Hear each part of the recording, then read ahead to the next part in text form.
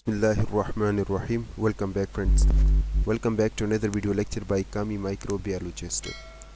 Today in this video lecture we are going to talk about erythrocyte sedimentation rate. In short form we can say ESR.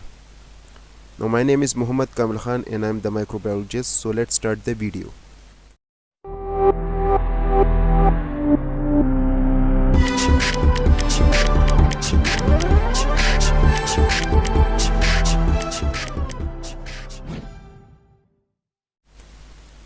Now in this video we are going to talk about the following contents. First we are going to talk about that what is ESR, then we are going to talk about the purposes, importance or uses of the ESR, who discovered the ESR technique, principle of the ESR, requirements, procedure, normal range, the condition in which the ESR get low and high, precaution and limitation of this technique. First of all, let's talk about that what is ESR. As the name indicate, erythrocyte sedimentation rate. So it is actually the blood test or hematology test in which we check the RBC rate, means at which rate the RBC are settled down.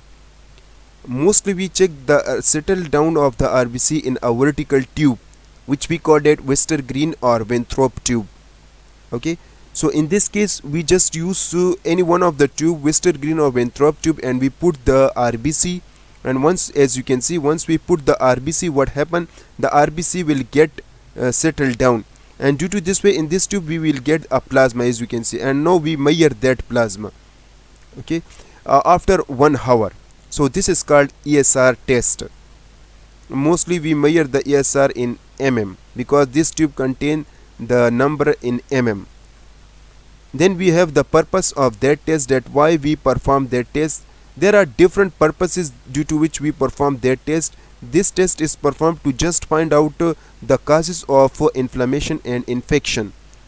This test is also performed, or the importance of this test or the purpose or the uses of this test is to identify various type of the diseases that must be investigated. Now the abnormal values of this ESR, sometime it will get high and sometime it will get low. Due to their abnormality, it will indicate or give some information about various type of diseases that should be investigated through other blood test. Then we have some type of infection and inflammation. For example, if we give some medicine to treat the infection or inflammation type of diseases, so after that we also perform the ESR test to see the effect of the medicine, whether the infection or inflammation are treated or not. Now let's talk about that who discovered the ESR. ESR was first of all discovered by a scientist named Edmund Biernacki in 1866 to 1911. Now it was first of all recommended by International Council of Standard Hematology, okay, ICSH, and they actually recommended that test for the erythrocyte sedimentation. Now let's talk about the working principle, that how this ESR technique work. In this technique, as we talked, that we mostly focus on the RBC and we just check the settlement of the RBC.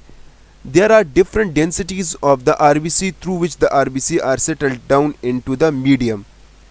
Then remember guys, if there is increased ESR, so it is due to the increased amount of the plasma protein.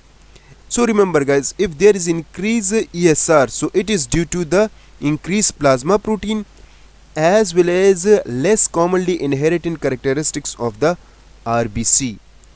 Then we have the ESR measurement, which we mostly measure in mm per hour, and we mostly use a method which we called it Westergreen method, in which we use Westergreen tube.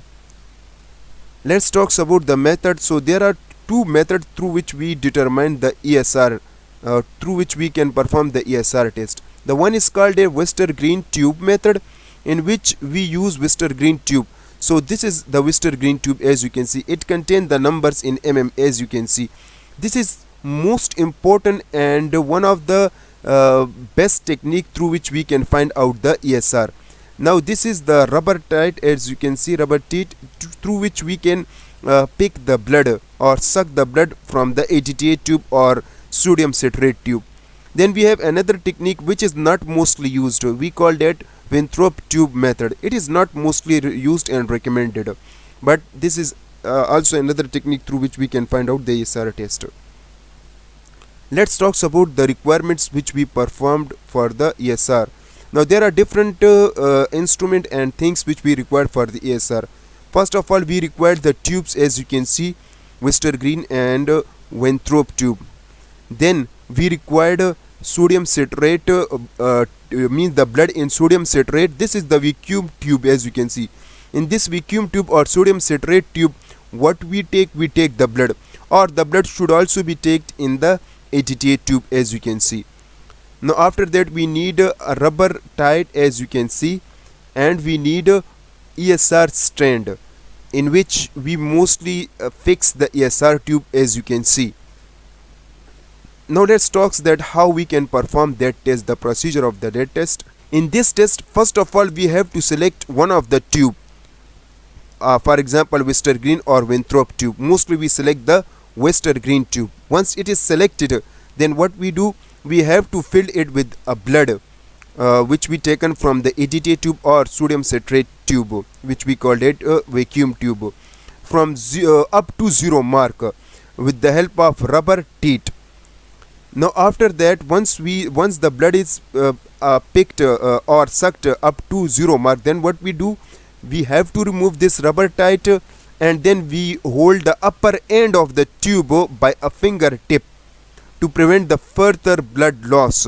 If we remove the fingertip, so blood will be lost. That's why immediately we have to put our fingertip at the upper end to prevent the further blood loss, and then we immediately fix it into the ESR stand at that area where there is no vibration, or we can say undisturbed area.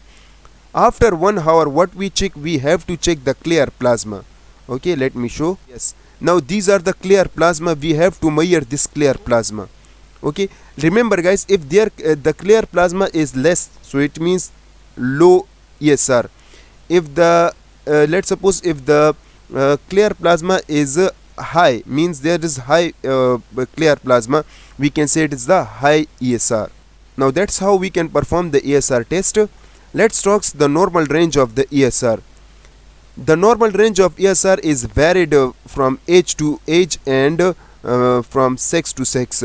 In newborn baby, either they are male or female, the ESR is 0 to 2 mm per hour, which is the normal range. In children, the normal range of the ESR, either it is male or female, is 0 to 10 mm per hour. Now in adult male below 50 years, the ESR is 0 to 15 mm per hour, and in case of the female, the ESR value is, the normal range of the ESR is 0 to 20 mm per hour. Then we have some precautionary measurement that we have to adapt it while performing the ESR. So ESR will be performed using clean and dry tube. Either you are using Western green tube or Winthrop tube. It should be dry and clean. Then the ESR should not be performed, or it is not performed while you have hemolyzed or clotted blood. Then ESR will be performed at that area where there is no vibration, or will be performed at undisturbed area. Then ESR should be performed at room temperature, and it will be protected from the direct light, because due to this way the ESR, we can say that the sedimentation rate of the ESR will be accelerated due to high temperature and direct light. Then we have some error while performing the ESR, some error arising while performing the ESR, or there are some limitations. So let's talk about that. The value of the ESR are also disturbed due to the wrong volume of the blood that are taken from the EDTA tube or the sodium citrate tube. ESR value are also disturbed or abnormal due to the improper mixing of the blood with EDTA or sodium citrate. Due to the air bubble or the blood coagulation, it may also false the ESR result. The ESR result may also be false due to the vibrated area when we fix the strain at vibrated or undisturbed area, or at the disturbed area we can say. Then ESR value are also disturbed in case of the dehydrated patient.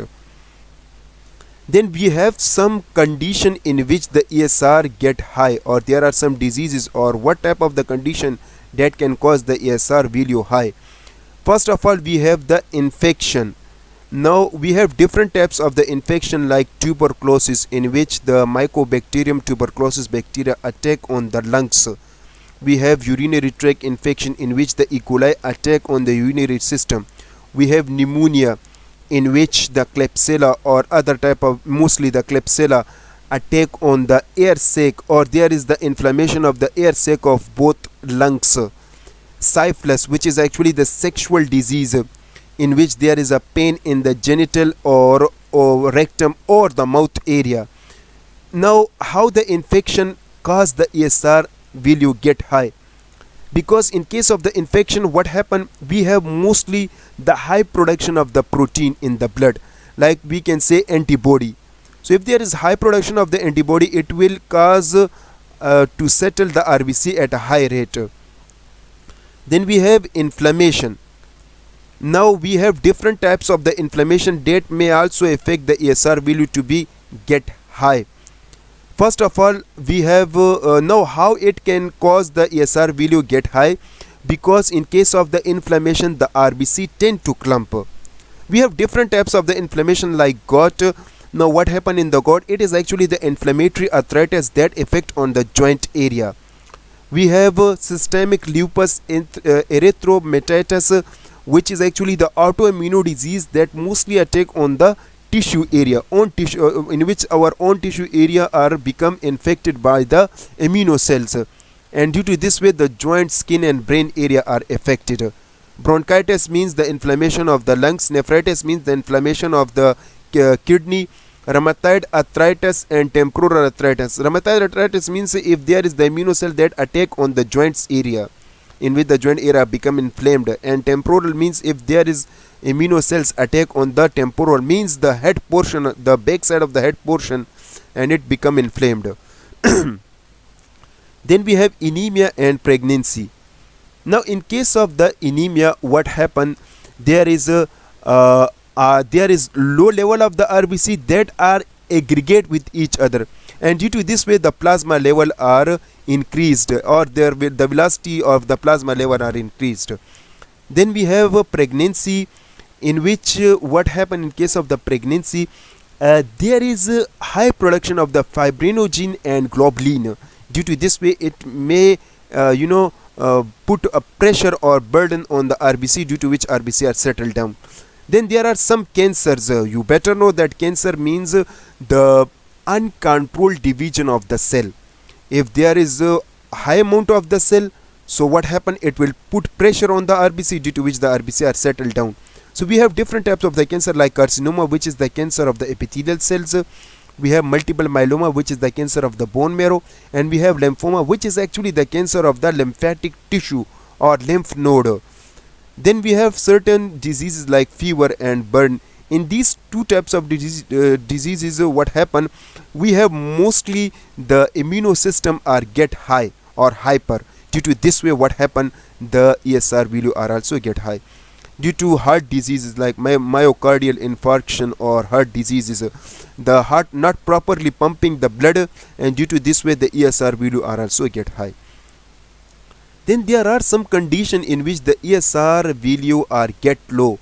First we have sickle cell anemia. In sickle cell anemia, the RBC will be look like in a rupture form, or we can say the RBC shape are not maintained, or we can say less number of the RBC, in which the shape of the RBC are disturbed.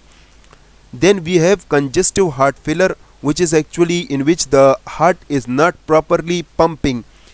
What is congestive heart disease? Congestive heart disease failure means it is actually the heart disease in which the heart is not properly pumping. Peptic ulcer, in which the stomach produce high amount of gastric juice, in which HCl are in a high amount, due to which there is a inflammation, or we can say ulcer in the stomach. Then we have acute allergy, in which there is a flood of chemical that may cause the shock. Hereditary spherocytosis, in which the RBC are become in a spherical form, because we better know the RBC are bean in like shape and they are disc in like shape, we can say. Then we have factor 5 deficiency. In case of the factor 5, we better know that it can maintain the RBC level. If it is disturbed or deficient, so obviously what happened, the ESR value will get low. In case of polycythemia vera means in which the RBC or the hemoglobin level are become high by the bone marrow, because bone marrow are disturbed. In case of the hypoalbuminemia means the low production of albumin from the body. So that's all about the ESR. I hope you guys like this video, and I hope you understand. If you like this video, make sure to hit the like button, share this video with your friends. If you have any kind of question, you can write your question into comment. Inshallah, I will give you answer as soon as possible. Subscribe to my channel to get more interesting videos like that. Thanks for watching.